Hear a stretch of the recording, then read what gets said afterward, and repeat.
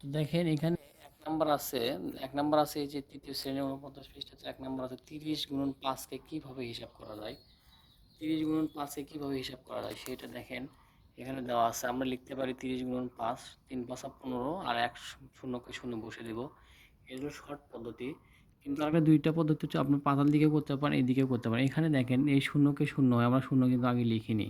ছোট বাচ্চাদের বোঝার সুবিধার্থে, কারণ শূন্য আমরা লিখব না, শূন্য শুধু জাস্ট খালি বসাই দেব। তো তাই যদি করি, এখানে তাই যদি করি তাহলে দেখেন কীভাবে করতে হবে। আমরা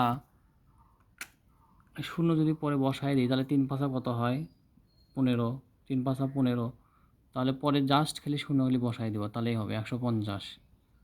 ৩ পাঁচা ১৫, একটা শূন্য বসে দেবো। তো সেমভাবে আমাদের এই বইয়ের সবগুলো অঙ্ক করা যাবে। এখানে আবার অঙ্ক আছে দেখেন, এখানে আছে ২০ গুণন ৩, তারপর আছে ২ আছে ধরেন, আছে ৪০ গুণন ২, তারপর ৩ আছে ধরেন ৩০ গুণন ৪, তারপরে ৫ আছে ধরেন ৫০ গুণন ৬। সব বইয়ের অঙ্ক আমরা একবার সিম্পলি করব। আমরা কিন্তু নাম মতো দেয় ৩ দোকানো ৬, এই শূন্যর সামনে বসে দিলাম, শেষ। আমরা ৪ ঘরে নেব। আমরা ৪০ দোকানও কত সেটা কিন্তু আমরা বলতে পারবো না।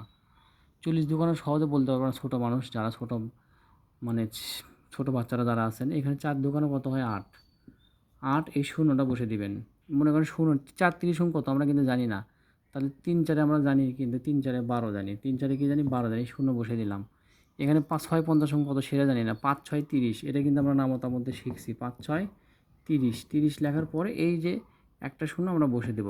সেমভাবে ধরেন আমরা যদি এটাও করি, ধরেন এখানে ২০ আছে, ২০০ গুণন ৩, তাহলে কীভাবে করব? ২০০ গুণন ৩, তাহলে কীভাবে করব? আমরা গুণ করি, ৩ দোকানো ৬, ২টা শূন্য আছে সামনে বসে দিব। ঠিক এভাবে আমরা যদি ধীরে ধীরে অঙ্কগুলো করি তাহলে ইজিলি বুঝতে পারবো। আসসালামু আলাইকুম। আমার মনে হয় ভালোভাবে বুঝছেন।